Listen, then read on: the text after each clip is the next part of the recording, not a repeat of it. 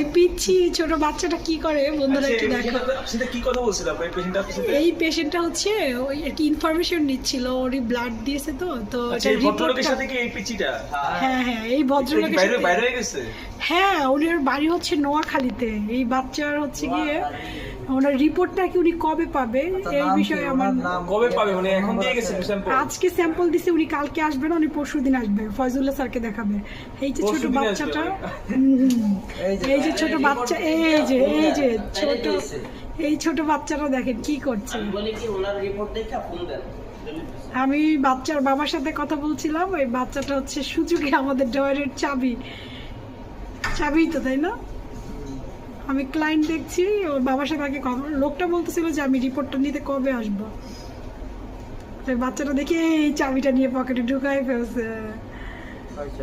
হ্যাঁ সেটাই, চাবিটা নিয়ে সুন্দর পকেটে ঢুকাই চলে যাচ্ছে বাবার সাথে।